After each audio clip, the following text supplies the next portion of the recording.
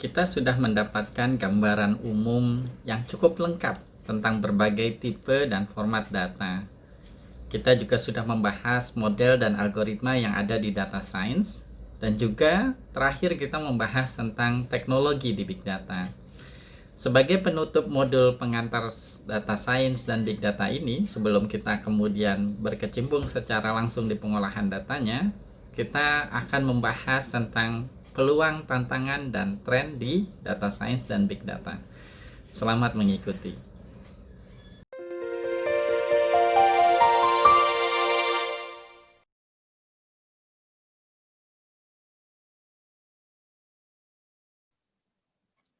Baik, mari kita mulai lesson kita di pengenalan data science dan big data ini.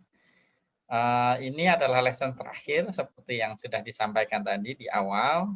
Materinya agak lebih banyak dari lesson-lesson sebelumnya, dan videonya saya bagi menjadi dua macam. Yang versi panjang untuk mereka yang sudah cukup advance, lalu yang versi pendek untuk pemula.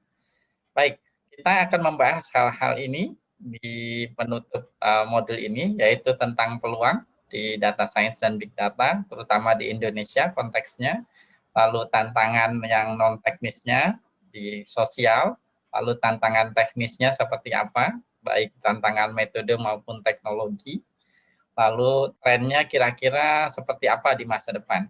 Nah, ini juga penting terutama untuk mereka yang melakukan penelitian atau misalnya para pengambil kebijakan. Baik, kita mulai diskusi kita dengan kumpulan statistik yang sangat apik dari Hootsuite. Ini adalah versi 2020 dan Hootsuite melakukan penelitian tentang media sosial di banyak negara di dunia, diantaranya Indonesia. Nah, kalau kita lihat di sini, di statistik ini, dari sekitar 270 jutaan penduduk Indonesia, ternyata 160 jutanya itu adalah pengguna media sosial, dan pengguna internetnya adalah sekitar 175 juta. Nah, bagaimana kita menerjemahkan statistik ini? Ya, berarti jika kita misalnya membuat usaha digital yang membutuhkan internet atau melakukan sosial media campaign, maka kita tahu ada pangsa pasar sebesar ini di Indonesia, dan ini adalah pangsa pasar yang besar. Bayangkan dengan negara-negara kecil seperti Singapura dan negara-negara kecil lainnya yang jumlah penduduknya sangat kecil sekali dibandingkan Indonesia. Nah, berikutnya lagi kita lihat jumlah pengguna telepon genggam juga bahkan sudah melebihi jumlah penduduknya. Artinya banyak masyarakat kita yang kemudian memiliki lebih dari satu mobile phone seperti itu. Bisa jadi ya, atau kemungkinan juga dihitung walaupun ada mobile phone misalnya yang rusak dan lain sebagainya.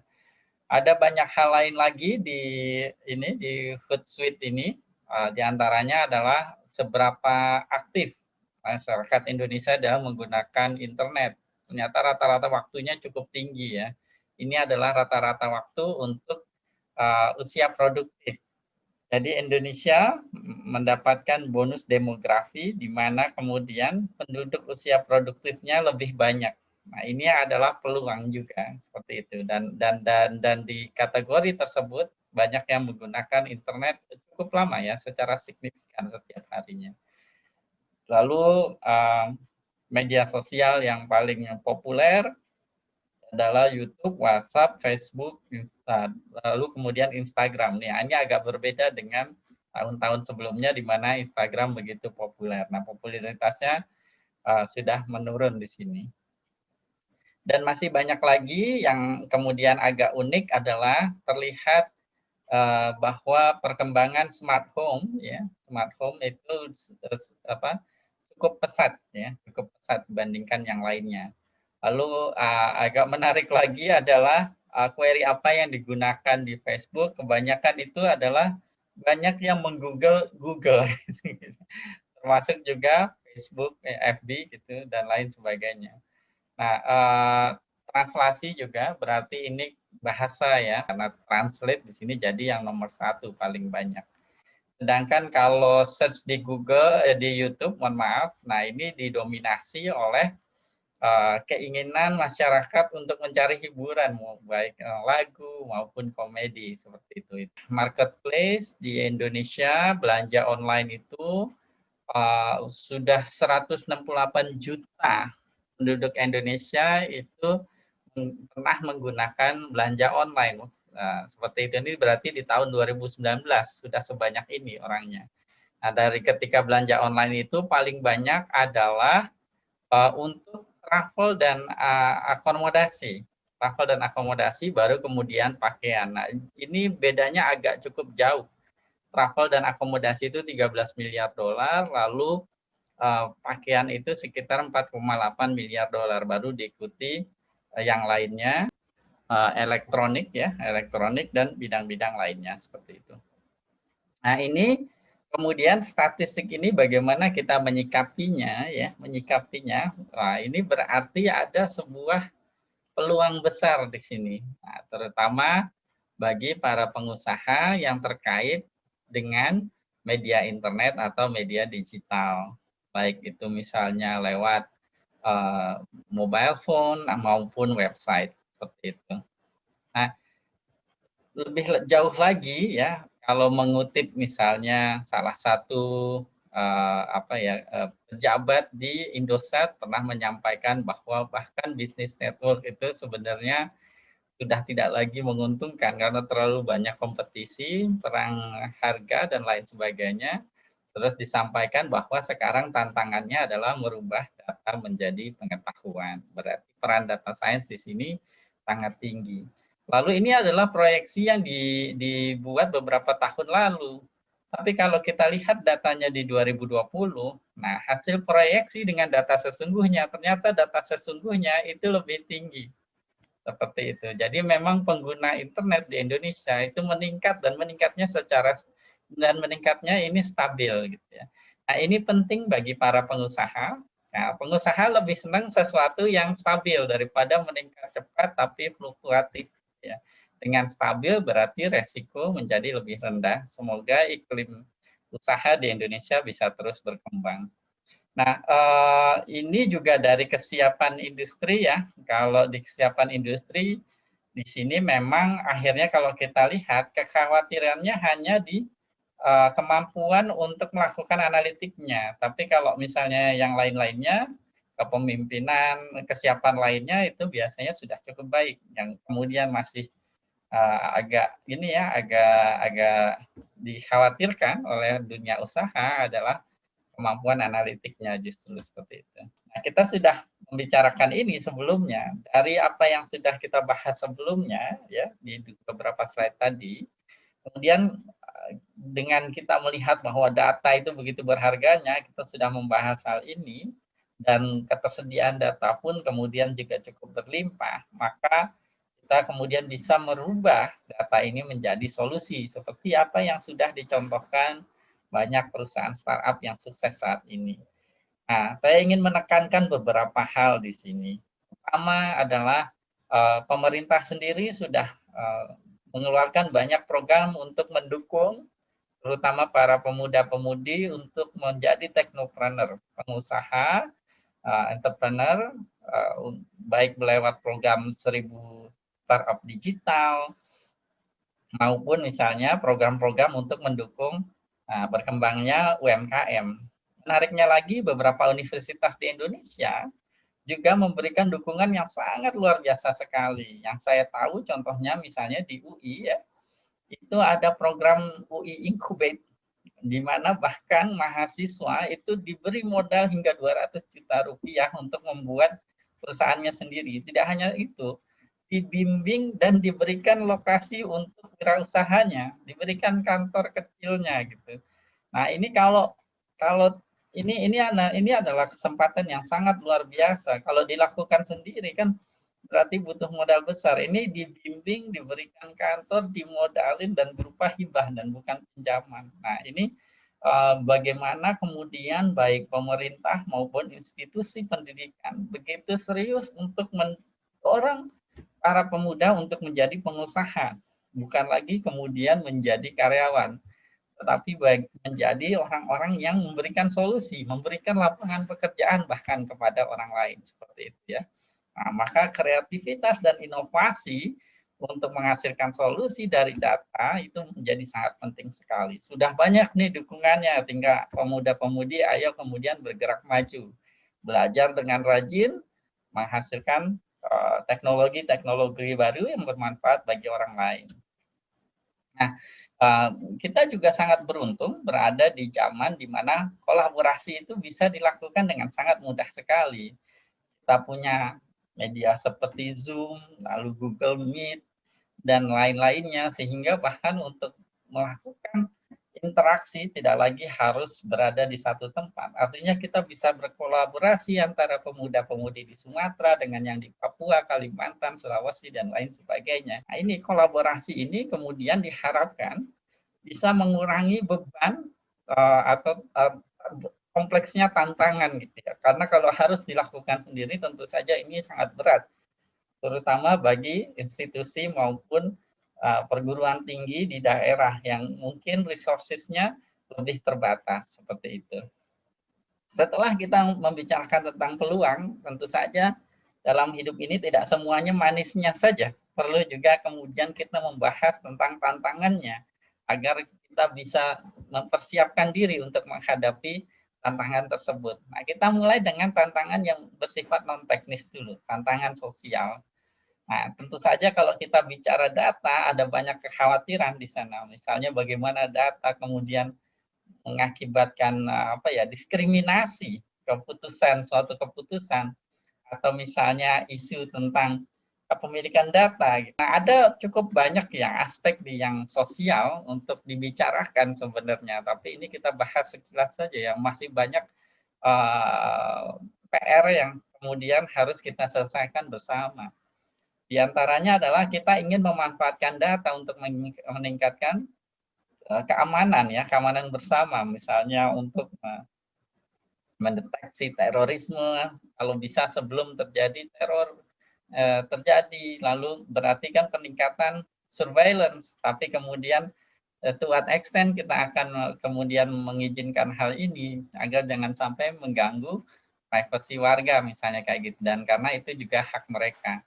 Tapi kemudian keamanan negara adalah juga suatu hal yang penting, sehingga di sini ada trade-off yang harus dibicarakan dengan baik. Makanya kita di pejabat-pejabat kita maupun di anggota dewan, kita butuh banyak teknokrat yang mengerti akan hal ini. Nah, itu. Kemudian bagaimana juga kita harus membahas tentang data ini, terutama di big data ya, penggunaan dari interpretasi, penggunaan dari datanya itu sendiri, agregasi, modifikasi dari datanya. Nah, ini seperti apa? Kenapa? Karena bisa jadi nanti dari situ kita buat model ya. Di sini ada model, dan modelnya itu kalau tidak kita kemudian awasi dengan baik, maka bisa mendiskriminasi atau memmarginalize suatu kelompok masyarakat. Bisakah itu terjadi? Bisa sekali. Lalu juga isu tentang mesin generated data. Nah, ini akhir-akhir ini menjadi semakin penting. Nah, ini terkait dengan perkembangan metode di data science ya, terutama di deep learning, yaitu generative adversarial network, di mana kemudian kita bisa generate data dari data yang ada. Contoh sederhananya apa? Misalnya data media sosial. Data media sosial, kalau kita ambil metadata dari user, itu tidak ada jenis kelamin. Tapi kemudian kita bisa infer hal tersebut dari profile picture-nya. Kalau memang profile picture-nya adalah wajah si pengguna tersebut. Lalu kalau begitu, maka tadi data jenis kelamin ini milik siapa? Apakah milik si sumber awal atau milik si yang pengguna machine learning tersebut? Nah, itu. Nah, ini masih perlu dibicarakan lebih lanjut dan harus jelas. Karena semakin banyak nanti industri, kalau industri digital semakin membesar, maka permasalahan-permasalahan seperti ini akan timbul. Maka kalau kita mengencourage misalnya masyarakat pemuda Indonesia untuk membangun usaha-usaha digital, maka perangkat hukumnya juga harus disiapkan agar sama-sama enak. Jadi pengusaha kemudian merasa tenang karena tidak melanggar hukum, pemerintah juga kemudian melindungi masyarakatnya dengan jelas seperti itu. Nah, ini perlunya adanya hukum ya, regulasi tadi ya, regulasi etiknya seperti apa. Nah, ini terkait privacy tadi ya. Nah, ini juga sebenarnya terkait ke sini ya, security tadi. Terus data ownership. Nah, ini juga nah, masalah privacy dan data ownership ini terkait dengan data literasi. Banyak kemudian Indonesia pengguna internetnya sudah lebih dari 170 juta, tapi banyak yang belum mengerti misalnya hal-hal dasar ketika kita mengupload sebuah foto misalnya ke media sosial, apakah foto itu masih milik kita? Nah, itu ada yang iya, ada yang enggak. Nah, ini banyak pengguna yang enggak tahu. Nah, tentang hal sederhana seperti itu aja tidak tahu gitu. Lalu tentang misalnya apakah mentang-mentang suatu data itu bisa diakses secara publik, lalu data itu bisa kita ambil begitu saja gitu ya. Karena kita mikirnya, oh ini kan bisa saya buka di browser saya, berarti saya bisa ambil gitu dan ini legal. Nah, itu tidak tepat karena nanti ada aturan-aturannya. Nah, ini hal-hal seperti itu atau hal-hal lain yang lebih mendasar juga bagaimana kemudian mendeteksi hoax atau bukan, atau misalnya cyberbullying, itu adalah hal-hal yang harus mendapatkan perhatian lebih dari pemerintah kita. Nah, ini adalah aspek sosial dari segi agak teknis sih sebenarnya ya.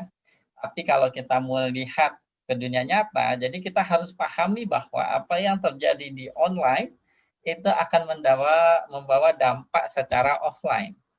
Nah, setiap perubahan pada dasarnya awalnya akan mendapatkan friksi, apapun perubahannya, mau yang kebaik maupun yang keburuk. Biasanya akan ada fase perubahan di mana di situ ada ketidaknyamanan dulu.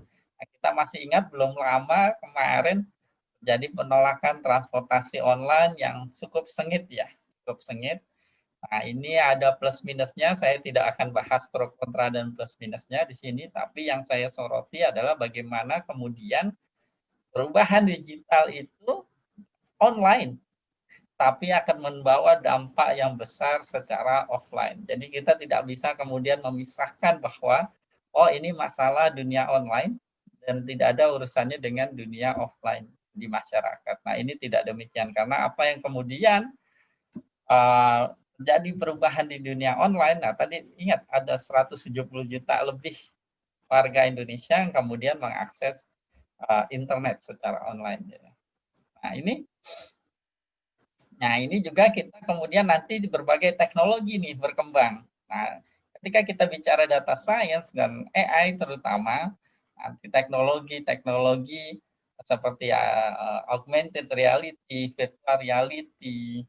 Nah, ini juga nanti terkait model-model di data science dan machine learning gitu ya. Nah, ini akan mempengaruhi behavior masyarakat. Nah, kita juga kemudian harus memperhatikan ini budaya digital, perkembangan budaya digital di Indonesia. Nah, ini sebenarnya adalah payung besarnya ya, payung besarnya. Tadi diantaranya komponennya ada literasi digital di sana seperti itu. Kemudian ketika kita membicarakan misalnya tentang usaha, nah ini jadi menarik lagi. Terutama adalah kalau ada pertanyaan. Kemudian berkembangnya data science dan big data ini, apakah menguntungkan pengusaha besar atau usaha kecil menengah? UMKM nih, mikro, kecil, dan menengah. Nah, kalau pendapat saya pribadi, ya, pada awalnya big data itu muncul, maka itu menguntungkan perusahaan besar dan mengancam UMKM. Tapi seiring berjalannya waktu, hal ini berubah. Mengapa demikian? Ketika teknologi big data pertama kali muncul, ya, maka pada waktu itu karena teknologi dan metodenya belum matang, dewasa, nah kalau kita baca literatur, paper-paper, jurnal-jurnal, maka di situ kita mendapatkan report bahwa pada saat tahun-tahun pertama big data itu digunakan di industri, maka banyak industri yang gagal, hanya sedikit yang berhasil. Sedikit yang berhasil itu adalah mereka yang investasinya tidak tanggung-tanggung. Jadi harus investasi besar untuk kemudian baru big datanya itu menghasilkan keuntungan. Tapi saat ini ketika teknologi dan big datanya dan metodenya sudah semakin matang, kemudian Bahkan pengusaha-pengusaha kecil ini justru memiliki peluang yang lebih besar untuk kemudian sukses, dan bahkan perusahaan kecil bisa mengoyak-oyak atau mengancam perusahaan yang besar seperti itu, karena dengan hanya kemudian menemukan algoritma dan metode yang lebih sederhana saja, kemudian perusahaan besar itu bisa terancam seperti itu. Nah, ini contohnya sudah banyak di kehidupan sehari-hari. Jadi intinya adalah di zaman sekarang kreativitas dan inovasi. Nah, ini bisa mengalahkan kemudian nanti usaha dengan modal yang besar. Maka penting sekali berikutnya adalah investasi untuk human resources-nya. Seperti itu. Nah, kita sudah lihat juga banyak perusahaan-perusahaan besar internasional yang sudah mulai goyang nih, sudah mulai mau tumbang gara-gara apa? Gara-gara kemudian human resources-nya itu tidak sebaik dulu ketika perusahaannya pertama kali berkembang pesat seperti itu. Karena mencari talenta-talenta yang benar-benar handal saat ini memang agak sulit seperti itu. Tapi mudah-mudahan akan segera berubah nggak lama lagi gitu ya. Nah, di Indonesia UMKM ini sebenarnya adalah kunci utama dalam membangun perekonomian nasional yang baik. Mengapa demikian? Karena datanya mengatakan bahwa sekitar 60% GDP kita itu dari UMKM, dan lebih dari 90% pekerja itu bekerja di UMKM seperti itu. Dan kebanyakan bisnis di Indonesia adalah UMKM. Nah, ini kemudian ya kalau UMKM ini terus kita gerakkan, modernisasi dibawa ke bentuk digital mengikuti perkembangan zaman, maka kemudian UMKM ini tidak hanya survive, tapi kemudian bisa bersaing dengan industri besar. Dan ini adalah era atau masa di mana kemudian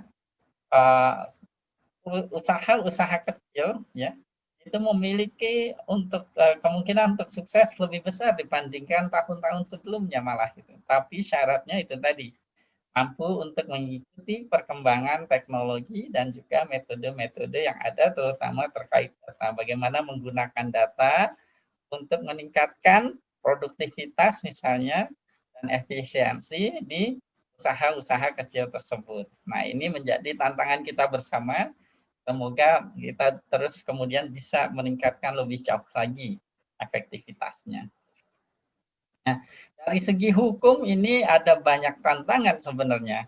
Kita mungkin sama-sama tahu legislatif kita, produktivitas dalam memproduksi hukum ini masih sangat rendah sekali. Kalau saya tidak salah tuh masih di bawah 10% produktivitasnya. Jadi dari ekspektasi sekian hukum yang kemudian jadi itu hanya sedikit sekali. Nah, sedangkan metode dan teknologi terkait data itu berkembang cepat sekali.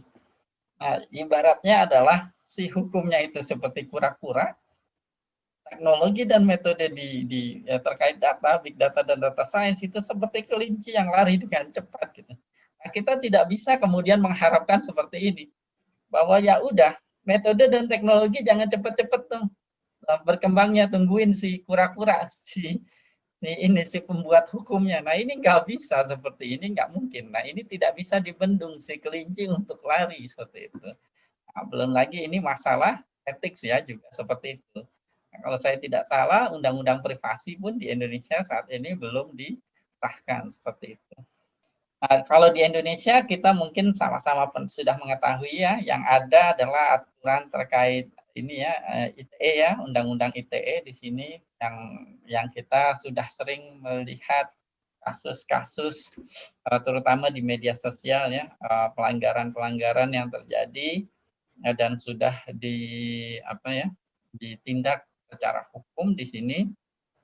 Misalnya adalah penyebaran fitnah, perusakan nama baik, cyberbullying, dan lain sebagainya.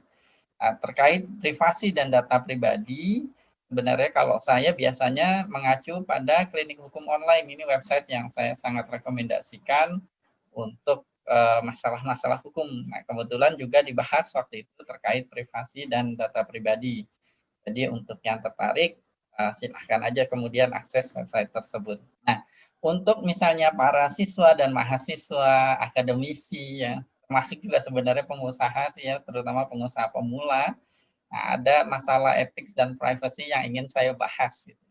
Yang pertama, untuk data gathering, pengambilan data, kita mengenal ada 3 metode utama, crawling dan streaming. Nah, ini biasanya menggunakan API dari sumber datanya, misalnya Twitter, dan ini cenderung legal. Legal karena kemudian kita mengambil datanya melalui protokol yang memang sudah disiapkan oleh si pemilik datanya. Dalam hal ini misalnya adalah Twitter. Nah, yang kemudian yang kita harus hati-hati apabila datanya kita ambil dengan scraping. Apa itu scraping? Scraping itu seperti kita membuka website lalu kita simpan gitu si website tersebut, kita save atau kita print, tapi tidak secara manual, tapi programmatically pakai program, misalnya Python, R dan lain sebagainya. Kalau dulu nggak begitu masalah karena hanya sedikit sekali yang mampu melakukan hal ini, tapi sekarang karena semakin dimudahkan, Python makin mudah untuk melakukan hal ini, ada modulnya gitu, maka lebih banyak orang bisa melakukan sehingga kemudian hukum terkait ini menjadi semakin ketat gitu ya. Nah, apakah kemudian kita bisa mengambil data lewat scraping atau tidak?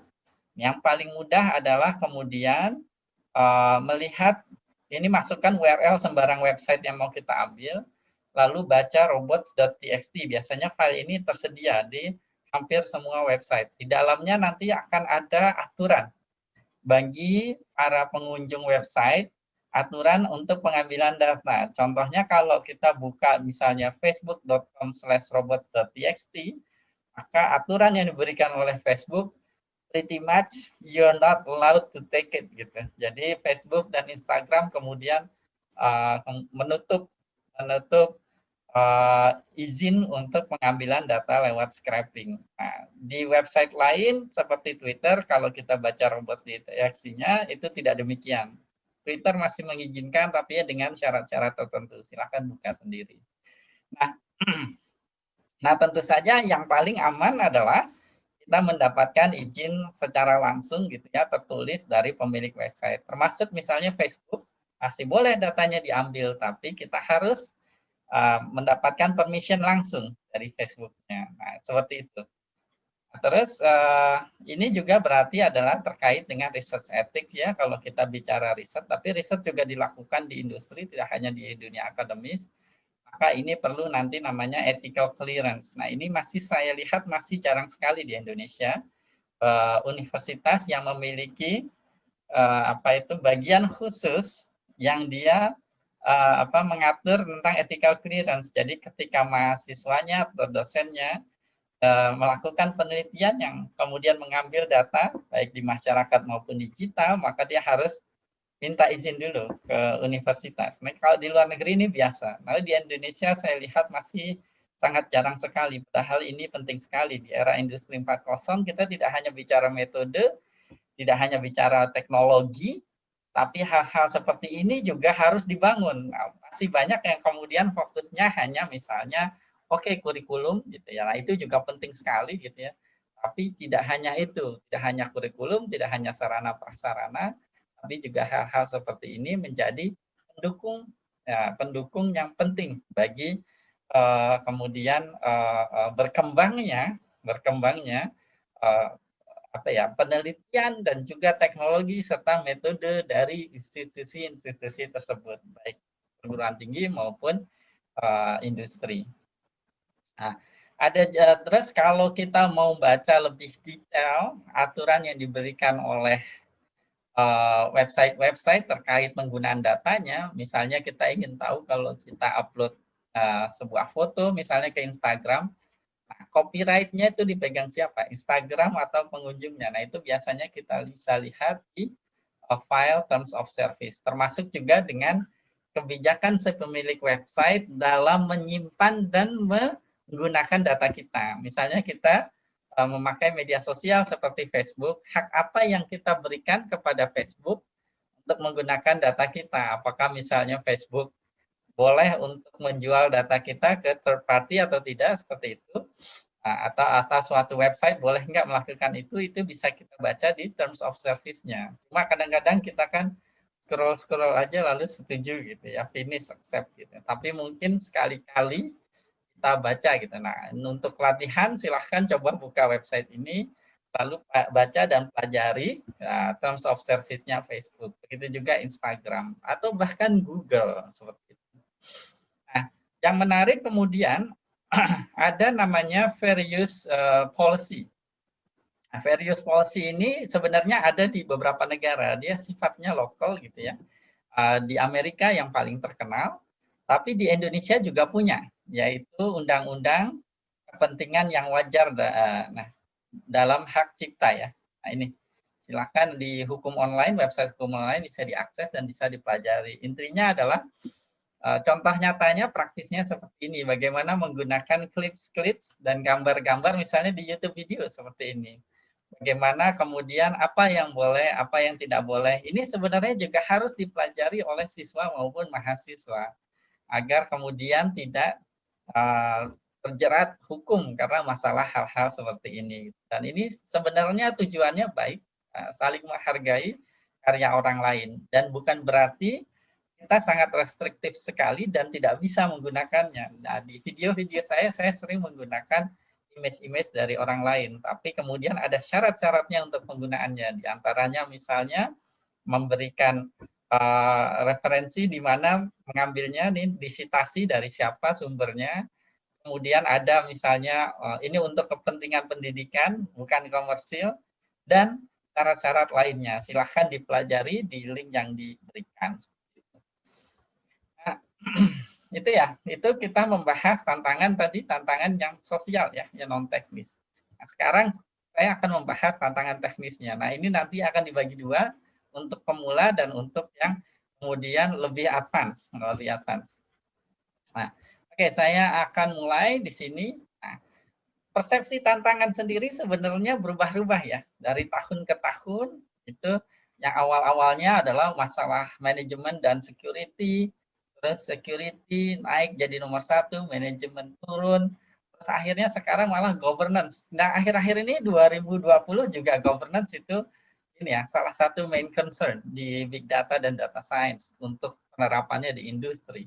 Nah, ini tapi yang menarik adalah skill set itu kemudian secara apa ya, konsisten menjadi main concern-nya. Dan ini memang sampai sekarang untuk mendapatkan data scientist yang proficient, yang benar-benar kemudian handal dan bisa untuk menangani berbagai macam tantangan data yang dinamis. Nah, ini memang masih ini ya, masih scarce, masih jarang ditemukan. Tapi kita lihat trennya banyak pemuda yang kemudian tertarik untuk belajar data science dengan baik, sehingga kita harapkan tidak lama lagi Indonesia memiliki talenta-talenta data science yang baik. Termasuk pemerintah juga mengeluarkan beberapa program-program untuk mendukung hal ini, seperti FGA-nya Kominfo, pelatihan-pelatihan dari Kominfo, scholarship, digital talent, itu yang ribuan orang setiap tahunnya, itu juga adalah langkah-langkah pemerintah untuk menumbuhkan talent-talent digital ini. Nah, seperti itu. Nah, saya pernah ngebahas sebelumnya juga bahwa cloud computing pada dasarnya sangat membantu sekali, baik individu maupun perusahaan kecil untuk membuat solusi-solusi dari data gitu ya, tanpa kemudian harus membangun infrastruktur yang mahal. Tapi kemudian jangan dipandang sebagai bahwa oh ya sudah berarti tidak ada tantangan sama sekali di situ. Nah, ketika saya menjelaskan hal ini, saya kemudian menyampaikan bahwa ada harga di situ. Jadi kalau seorang data scientist yang baik, kemudian juga harus memikirkan tentang misalnya performa model dan lain sebagainya, teknik sampling agar biaya cloud menjadi lebih kecil. Nah, ini. Jadi ini berarti sebenarnya ada secara implisit kompetensi yang dibutuhkan oleh data scientist adalah tidak hanya kemudian memilih model yang cocok, tapi kemudian juga model yang cocok dan efisien itu secara komputasi, karena nanti biayanya menjadi lebih kecil, dan juga terkait misalnya sampling, apakah dia bisa menggunakan data sebagian saja, tidak perlu semuanya. Makanya ketika saya membahas proses data mining di modul ADM02, saya tidak hanya menjelaskan tentang CRISP data mining. Nah, proses data mining yang paling umum kan CRISP. Tapi saya juga menjelaskan tentang SEMA. Kenapa? Karena ada yang menarik di SEMA dan tidak ada di CRISP, yaitu di S-nya, yaitu sampling. Nah, ini. Nah, jadi masing-masing punya kelebihan dan kekurangan yang masing-masing, tapi ketika kita mempelajari semuanya lalu mengambil all the goods from semua pendekatan ini, akhirnya kita bisa membuat solusi yang lebih baik lagi. Nah, seperti itu ya. Nah, ini adalah tantangan dari segi penggunaan cloud yang ternyata akhirnya terkait dengan metode. Nah, terus juga zaman dulu ya, kalau kita bicara tantangan teknis ya, kalau bahasa akademisnya kan berarti adalah novelty ya dan signifikansi gitu ya. Itu biasanya berasal dari kemudian individu tersebut melakukan literatur review atau studi pustaka, baca paper, lalu dia menemukan gaps-nya apa. Zaman sekarang sebenarnya kalau terkait data dan teknologi dari data, big data maupun data science, gaps-nya itu sebenarnya mudah ditemukan justru di aplikasi, di industri. Dan industri ini membutuhkan solusi-solusi ini. Misalnya solusi yang saya ingin contohkan ya, misalnya di sini marketplace. Bagaimana membuat AI untuk para pelapak, orang-orang yang berjualan online agar bisa memberikan rekomendasi harga, rekomendasi foto, deskripsi agar mereka bisa jualan dengan sukses. Seperti itu. Itu salah satu yang sederhana saja. Lalu misalnya memberikan insight ke pelapaknya, apa yang sebaiknya dijual untuk di daerahnya. Itu kan sebenarnya model-model yang bisa dibuat. Begitu pula juga nanti di transportasi online. Dan ini masih banyak, karena ini hanya contoh sederhana aja. Jadi sekarang kita berada di zaman di mana novelty dan significance itu banyak. Ya, banyak. Kalau zaman dulu nyari gaps research itu susah. Sekarang gapsnya banyak sekali. Karena begitu kita melihat aplikasi-aplikasi yang kita gunakan di sekitar kita, kita masih menemukan banyak hal-hal yang kemudian bisa diimprove. Dan ini adalah peran data scientist untuk kemudian memperbaiki hal-hal ini. Nah, sebelumnya juga saya pernah menyinggung ya, ada tantangan ini, teknologi. Kalau saya bilangnya tsunami teknologi, terlalu banyak vendor, terlalu banyak framework, terlalu banyak kemudian teknologi yang ditawarkan, baik ke dunia akademis maupun terutama ke industri dan juga ke pemerintahan, kementerian lembaga. Nah, ini cuma saya ingin menyampaikan bahwa sebenarnya saya ingin menyampaikan nanti di slide berikutnya, tapi konteksnya ini cukup bisa disambungkan ke sini, bahwa teknologi ini nanti mau nggak mau, ini akan konvergen, jadi pasti akan berkurang. Tidak akan selamanya kemudian kita dibanjiri oleh teknologi ini. Kelak nanti akan ada sebuah teknologi yang mainstream, framework yang mainstream, yang akhirnya semua akan menggunakan hal tersebut. Nah, tapi sampai saat ini dia masih sangat dinamis sekali ya. Perusahaan dan juga pemerintahan kemudian masih bisa memilih teknologi yang paling populer.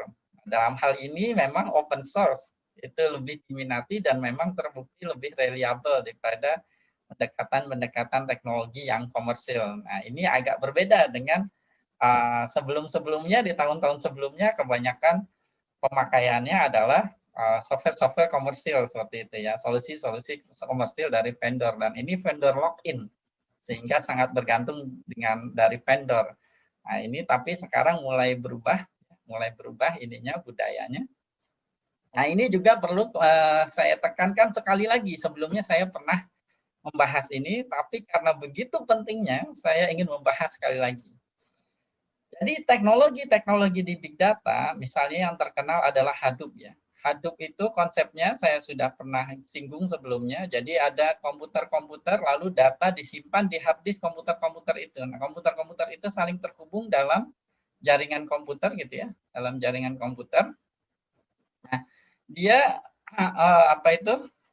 karena dia data disimpan dalam hard disk, ya, dia datanya juga tidak diindeks, maka tidak semua model data science dan machine learning cocok untuk dijalankan di sini, di arsitektur ini.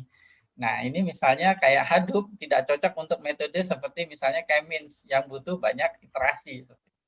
Tariknya begini, dulu pertama kali Hadoop muncul, ada library machine learning-nya, namanya Mahot. Nah, pertama kali muncul justru Mahot yang versi-versi awal itu mendukung lebih banyak model machine learning. Seiring berjalannya waktu, metode semakin dewasa, makin mapan, maka kemudian kita belajar bahwa ada metode-metode yang memang tidak cocok untuk arsitektur itu gitu.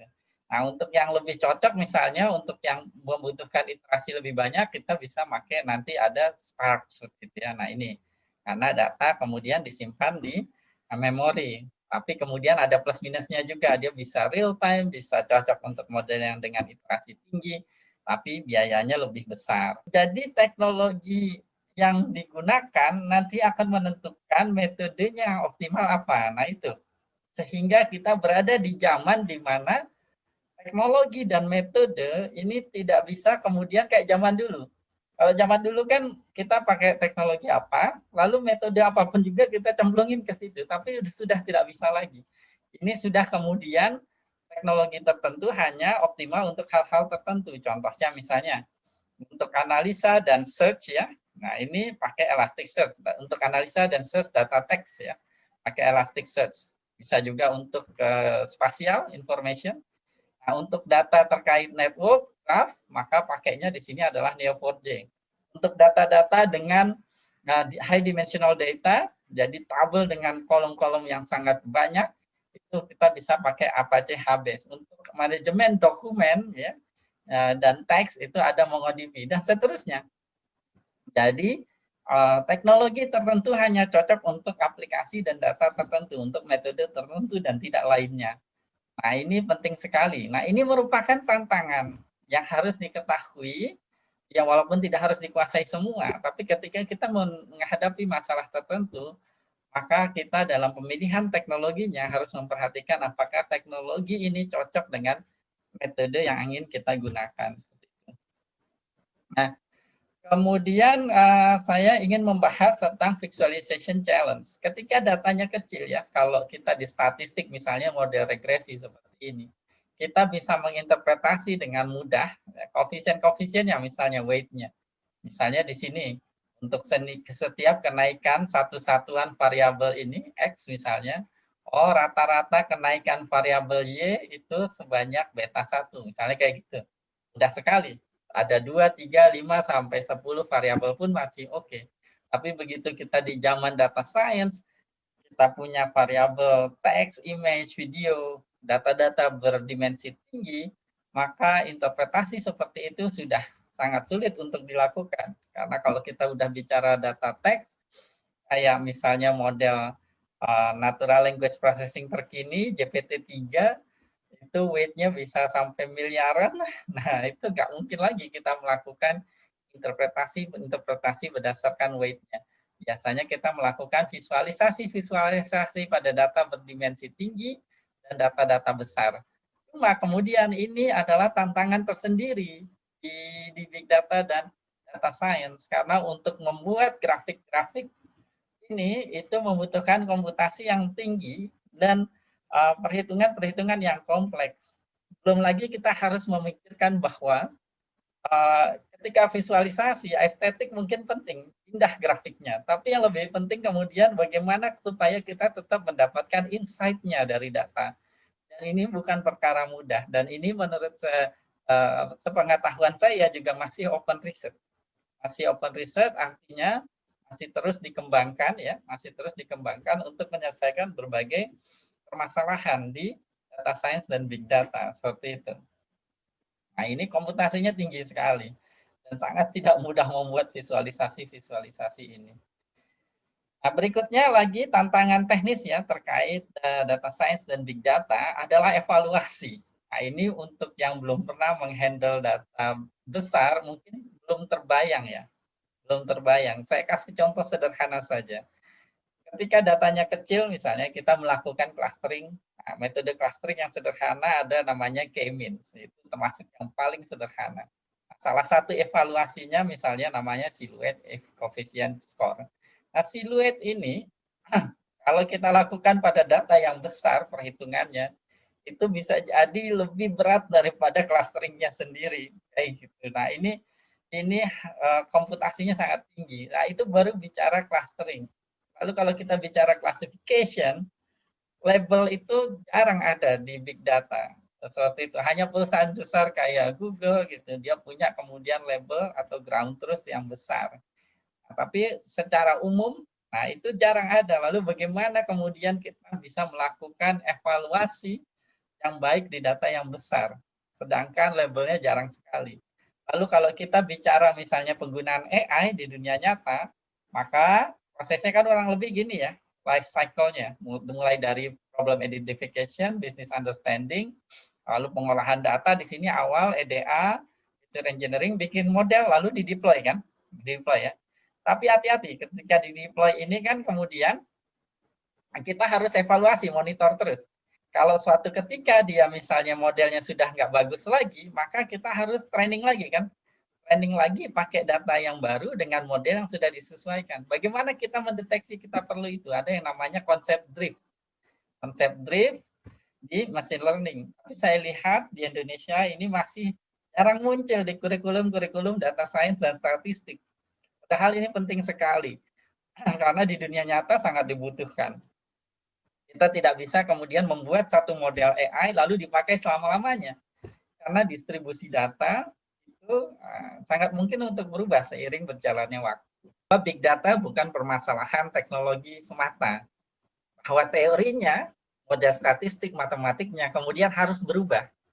Karena dulu statistician dan mathematician ketika membuat rumus-rumus itu, mereka tidak pernah menduga bahwa data akan sebesar ini, sehingga tidak dianalisa kemudian pengaruhnya apabila datanya besar. Contohnya yang paling terkenal terkait big data adalah perhitungan p-value.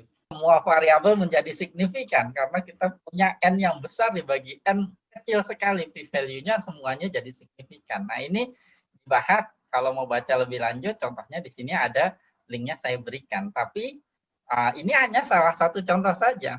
Nah, nanti ada contoh-contoh lain, lebih banyak lagi, di mana teori-teori statistiknya itu kemudian khusus, beda ketika datanya besar atau ketika jumlah variabelnya banyak. Seperti itu. Nah, ini adalah tantangan juga. Bagaimana kemudian kita perlu nih, ada sebuah institusi yang mengajarkan hal ini. Kenapa? Industri butuh. Kalau kita misalnya tidak menyesuaikan hal ini, berarti industri yang menerapkan big data bisa jadi mendapatkan insight yang salah, yang tidak benar dari analisa big datanya, seperti itu. Nah, contoh lainnya lagi sebenarnya sudah lama. Ini adalah kasus di mana statistician dan mathematician itu sudah menangkap bahwa ada permasalahan ketika kita mengolah data dengan jumlah variabel yang besar, baik di misalnya clustering, di klasifikasi maupun di clustering, bisa dibuktikan secara analitik, secara teori, bahwa semakin besar dimensinya, maka akan semakin bermasalah hasil klasifikasi maupun clusteringnya. Nah, ini juga bisa dilihat secara empiris. Nah, ini adalah eksperimen yang saya lakukan sendiri. Jadi, gimana kalau kita masa bodoh? Mikirnya adalah mau data dimensi tinggi, tidak terstruktur, atau dimensi rendah, terstruktur. Nggak ada ininya, nggak ada pengaruhnya. Nah, tapi terus saya contohkan seperti ini.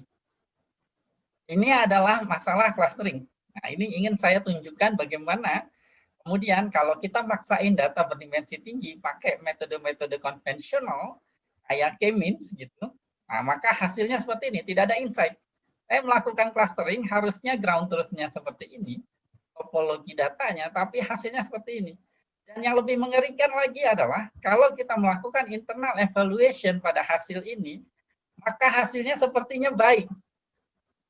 Tapi, nah itulah mengapa saya mengatakan bahwa clustering itu teorinya gampang, tapi penggunaannya sulit. Jadi makanya hanya data scientist senior yang melakukan sebaiknya.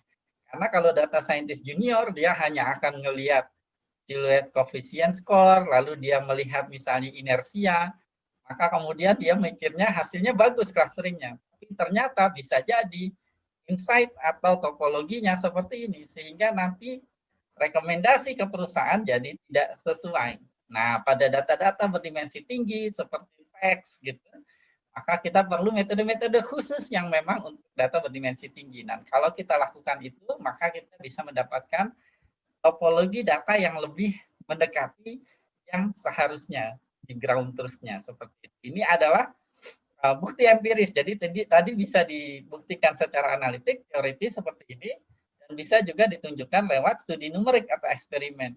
Bahwa memang kita harus berhati-hati ketika menghandle data yang berdimensi tinggi.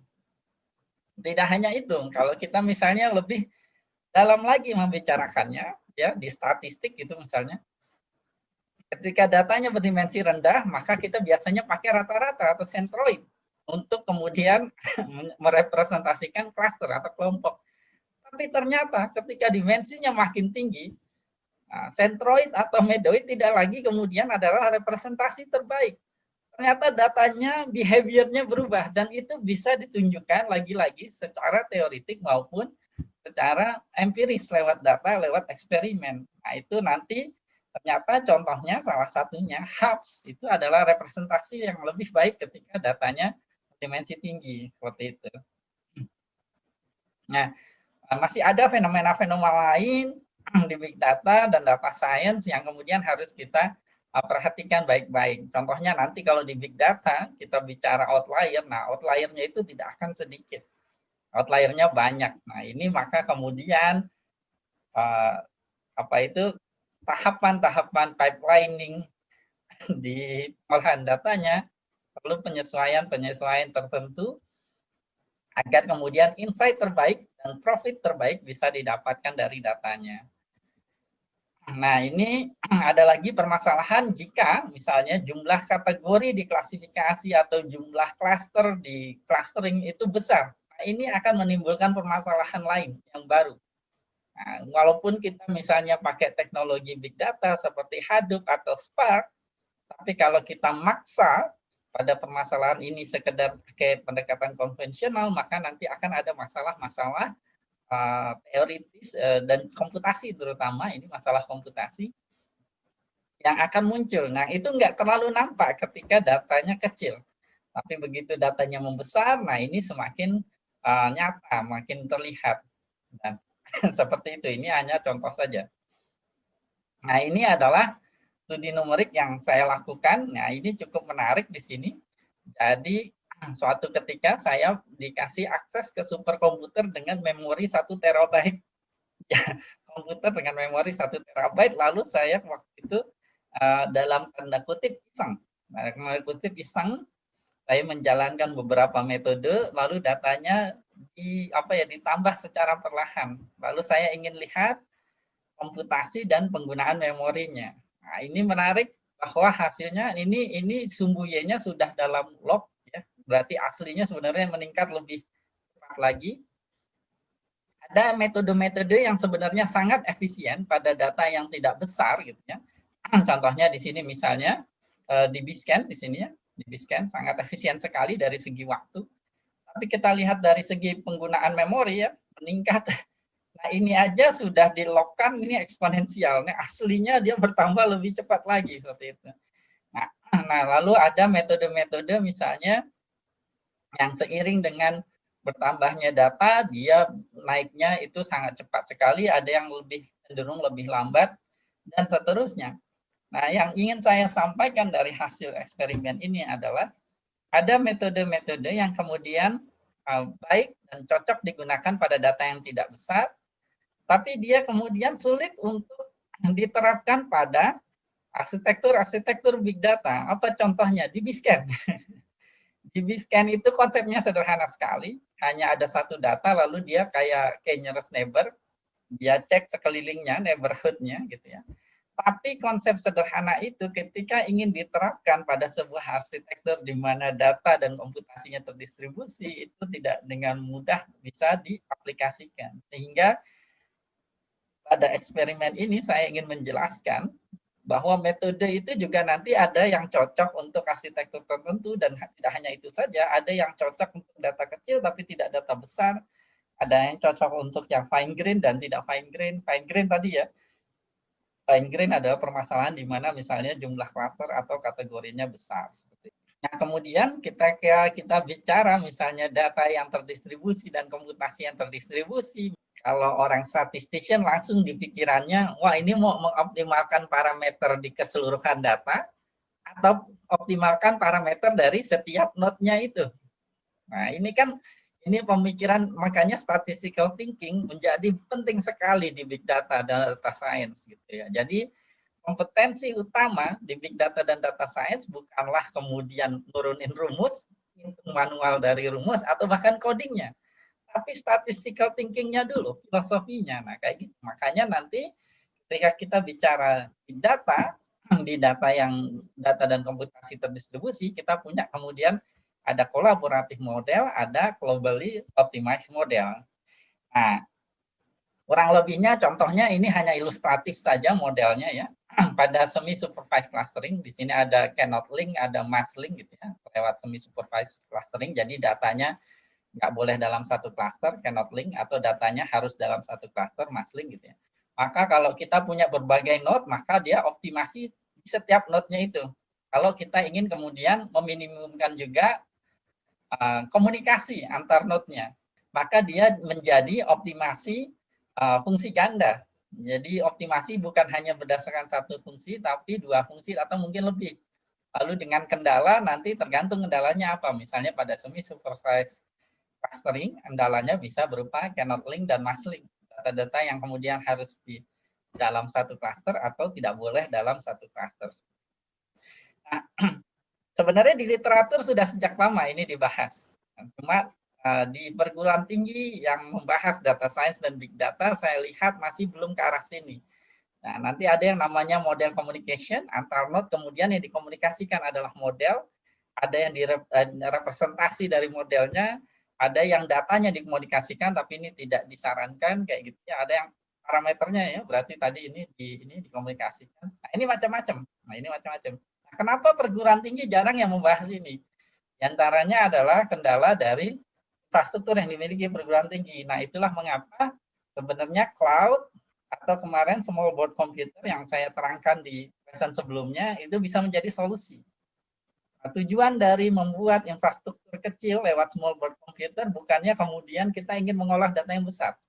Karena lewat infrastruktur itu tetap kemudian kalau kita bandingkan dengan beli PC yang agak mahalan aja, masih lebih cepat dan lebih capable PC yang agak lebih besar. Tapi keperluan untuk hal-hal seperti ini, meneliti hal-hal seperti ini, itu tidak bisa dilakukan di PC yang besar. Karena memang infrastrukturnya tidak sesuai. Seperti itu. Jadi seperti itu kita bisa bahas nanti di modul yang lain secara lebih detail lagi.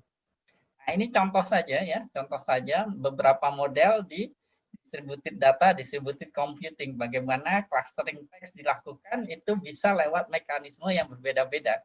Contohnya kalau lewat hierarchical clustering, maka dendrogramnya kemudian bisa di-merge antar node. Ya, atau misalnya kita bisa mengkomunikasikan dengan lebih dinamis seperti di message parsing interface, di pemrograman paralel, di solusi ini.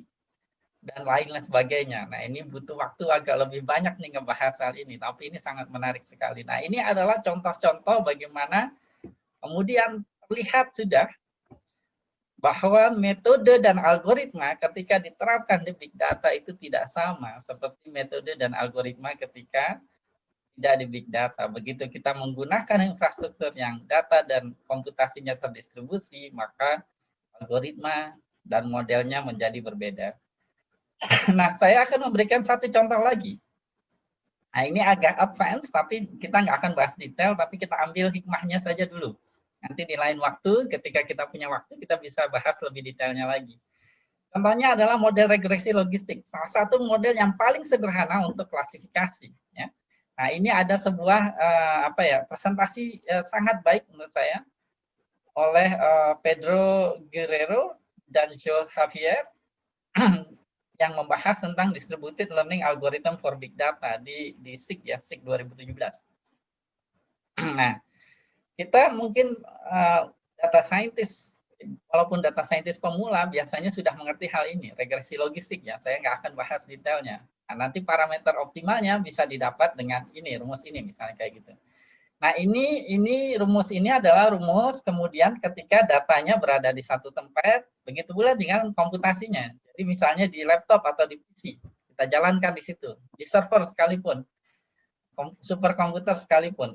Tapi kalau kemudian data dan komputasinya terdistribusi seperti ini, kita contohkan misalnya perusahaan besar yang punya anak perusahaan banyak, atau misalnya kementerian dengan bidang-bidang di bawahnya, atau dan seterusnya, atau misalnya juga nggak harus seperti itu, yang penting kemudian data dan komputasi terdistribusi, maka kemudian rumusnya jadi berubah menjadi seperti ini, dan ini bisa diterangkan, dijelaskan secara analitik. Ada teoremanya bahwa ini akan konvergen ke parameter optimal. Itu aja kalau diasumsikan setiap node ini bisa saling berkomunikasi. Nanti kalau misalnya ternyata tidak demikian, satu node hanya bisa berkomunikasi dengan node tertentu, ya, jadi graf berarah istilahnya, nanti beda lagi formulasinya. Nanti beda lagi teoremanya, nanti beda lagi model untuk perhitungan parameter optimalnya. Seperti itu. Nah, ini adalah sekedar menunjukkan saja, tentu saja kita nggak akan punya waktu untuk membahas ini, tapi untuk menunjukkan saja bahwa pemodelannya dan algoritmanya untuk mencari parameter optimal model itu langsung berubah ketika arsitektur yang kita gunakan juga berubah. Nah, ini penelitian saya sendiri. Nah, ini mencontohkan saja bahwa kemudian saya menggunakan term vector di Elasticsearch gitu ya, untuk melakukan clustering di teks. Nah, akhirnya pemodelannya berubah, algoritmanya berubah. Seperti itu. Jadi, karena teknologi yang saya pilih, nah kemudian modelnya pun menyesuaikan apa yang optimal, atau kebalikannya juga. Ini adalah contoh nyata yang saya lakukan bagaimana kita berada di zaman antara metode atau model, itu tidak bisa dipisahkan dengan teknologinya. Nah, ini harus kemudian bersesuaian. Seperti itu. Nah, ini biasanya di kantor waktu itu saya seperti ini, eksperimennya ya di meja komputer ya karena enak ya, karena pakai SBC ini kita punya UPS ya sederhana saja, UPS kecil, lalu ada apa itu switch hub yang sederhana, kemudian kita bisa melakukan eksperimen seperti eksperimen di infrastruktur big data yang aslinya. Nah, trennya gimana di masa depan? Nah, ini penting karena biasanya kemudian pekerjaan dan penelitian terkait ini makan waktu cukup lama, jadi kita harus meyakinkan kemudian di masa depan ini akan tetap tren gitu ya. Nah, yang utama tentu saja di data science dan big data ya, itu nanti ya di pendidikan itu pasti akan sangat terpengaruh ya. Nah, kita di zaman pandemi ini banyak melakukan pengajaran online, tapi sebenarnya ada plus minusnya. Banyak yang kemudian membahas minusnya, tapi sebenarnya ada plusnya juga. Contohnya ketika kita menggunakan sistem flipped class, di mana mahasiswa atau siswa belajar dari resources yang ada online. Mereka kalau nggak ngerti bisa berulang-ulang, ngulang lagi sampai tahu. Terus bisa kemudian berkonsultasi lewat forum, dan konsultasinya tidak hanya ke gurunya atau dosennya, tapi bisa ke orang lain, bahkan ahli di dunia sebenarnya, ketika dia menggunakan forum-forum yang umum. Gitu. Lalu, nah ini kemudahan-kemudahan, misalnya belanja online sambil nunggu busway gitu, sambil belanja sampai rumah, tiba-tiba barangnya juga sudah sampai rumah. Nah, ini pengaruh budaya, pengaruh mobilitas masyarakat. Nah, ini akan mempengaruhi kemudian teknologi yang muncul gitu ya. Nah, intinya sebenarnya ini ya, kalau kita lihat trennya, data yang dari slide awal, ya, sebenarnya masyarakat itu driven by entertainment dan kemudahan gitu ya, dan kemudahan. Nah, nanti akan semakin banyak teknologi yang muncul yang memudahkan dan menghibur, termasuk sebenarnya di AI. Nah, kita lihat perkembangan tren di 2019 dan 2020, silahkan akses di website Data. Nah, itu kemudian dipengaruhi oleh bagaimana teknologi-teknologi untuk AI yang otomatis, mesin learning otomatis itu juga berkembang cukup cepat, termasuk processing data yang otomatis. Nah, itu berkembang karena orang ingin menghindari kompleksitas di data science dan big data. Itu juga akan menjadi strength. Nah, kalau kita mau agak lebih spesifik ya, di industri tadi sudah menyampaikan bahwa pengetahuan akan sampling dari database itu penting, karena selama ini kebanyakan di universitas, di kurikulumnya, samplingnya diajarkan adalah sampling untuk survei dan kuesioner. Pada konsepnya sebenarnya cukup serupa gitu ya, walaupun ada hal-hal kecil yang agak berbeda gitu ya, tapi sebaiknya itu juga dibahas. Nah, saya juga pernah menyampaikan di modul-modul sebelumnya, modul-modul lain, bahwa exploratory data analysis adalah jantungnya data science dan data analysis. Nah, tapi kemudian bagaimana melakukan efisien EDA dan juga guideline-nya, standarnya untuk menilai apakah EDA-nya cukup baik atau tidak. Nah, ini juga dibutuhkan oleh industri. Juga kemampuan soft skill untuk mempresentasikan interpretasi hasil insight-nya itu juga penting, termasuk critical thinking agar tidak menghasilkan insight yang salah gitu ya. Reinforcement learning ini akhir-akhir ini juga ngetren ya, terutama mulai dari yang sederhana A/B testing sampai yang agak lebih kompleks, misalnya multi-arm bandits. Ini dibutuhkan oleh industri karena mereka inginkan perbaikan yang otomatis dan dinamis di sistem gitu ya, tidak lagi secara manual. Nah, ini namanya nanti reinforcement learning. Nah, metodenya macam-macam, termasuk di deep learning juga ada. Nah, juga untuk pre-processing sendiri di database itu sebenarnya memiliki struktur indeks yang mengakibatkan dia lebih efisien kalau dilakukan lewat bantuan database, atau istilahnya kalau di jurnal-jurnal, di paper-paper data science itu disebutnya in database processing. Nah, ini sangat membantu sekali penggunaan struktur data di database, di indeks-indeks ini untuk kemudian pemodelannya maupun pre-processing datanya. Salah satu pekerjaan dari data scientist dan data analis diantaranya adalah kemudian memodelkan metrik-metrik, ukuran-ukuran tertentu atau key performance index (KPI) untuk keperluan misalnya stakeholder-nya seperti itu, untuk melihat performa dari investasi yang diberikan. Maka kemudian pemodelan statistik atau matematik itu juga dibutuhkan. Nah, tadi sudah disampaikan bahwa statistika untuk data besar dan berdimensi tinggi itu juga dibutuhkan, ya. Dan seterusnya ya, terutama karena kita mengolah data tidak terstruktur, maka pengetahuan seperti NoSQL dan cloud, ya minimal yang basic itu juga dibutuhkan. Oke. Lalu hanya untuk perusahaan-perusahaan yang besar, maka kemudian kayak functional programming, distributed computing di Apache, di Spark, di Hadoop itu kemudian dibutuhkan. Nah, di tren masa depan juga kita ke arah ini ya, ramah lingkungan. Jadi contohnya IBM True North itu mengembangkan kemudian komputer khusus ini, mirip seperti SBC kecil gitu ya. Nah, dia hanya menggunakan 0,07 miliwatt untuk melakukan 46 miliar synaptic operation per detik, per watt.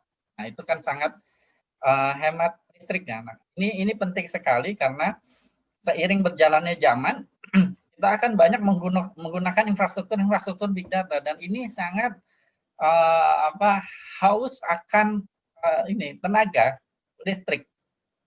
Satu PC aja kan, PC biasa bukan server, itu bisa makan listrik sampai 600 hingga 1200 watt, tergantung seberapa powerful PC-nya. Seperti itu. Nah, bayangkan sekarang satu infrastruktur kita membutuhkan ribuan. Nah, itu baru satu. Nah, itu kalau nanti ada perusahaan-perusahaan lain atau kementerian institusi lain, maka konsumsi listriknya akan jauh lebih besar lagi untuk komputasi-komputasi tersebut. Nah, makanya kemudian ada teknologi-teknologi seperti ini muncul, teknologi-teknologi yang lebih ramah lingkungan.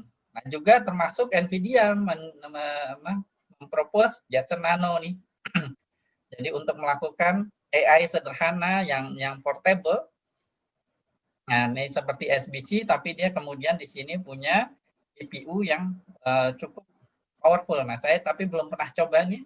Saya sangat tertarik untuk kemudian membuat GPU server dari NVIDIA Jetson, lalu bisa dibuat penelitian dan membangun model-model yang optimal pada infrastruktur tersebut. Nah, ini bisa dilakukan oleh perguruan tinggi di Indonesia karena ini masih cenderung tidak terlalu mahal untuk dilakukan. Lewat hibah-hibah penelitian yang saya lihat dari Kemendikbud itu cukup besar. Nah, itu bisa kemudian untuk membuat infrastruktur-infrastruktur ini. Namun kadang-kadang kita di Indonesia terkendala dengan aturan keuangan. Padahal kita data scientist, AI engineer membutuhkan membeli alat-alat seperti ini memang untuk penelitian. Tapi kemudian nanti ada aturan-aturan di keuangan yang sangat menyulitkan untuk para peneliti secara leluasa untuk melakukan penelitian-penelitian seperti ini. Nah, mudah-mudahan nanti segera untuk berubah aturannya ya agar kemudian data science dan AI bisa berkembang seperti itu. Jadi peneliti jangan dibuat repot dengan laporan keuangan dan bahkan tidak boleh membeli alat-alat seperti ini dari hibah-hibah penelitian yang justru malah misalnya jalan-jalan gitu dalam tanda kutip jalan-jalan ke luar negeri itu malah kemudian diperbolehkan. Nah itu.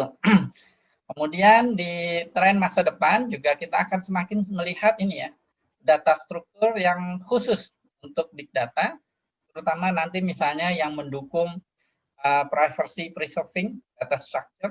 Ya. Terus bagaimana kita memiliki data structure yang compressed, tapi kemudian tanpa kehilangan informasi dari situ.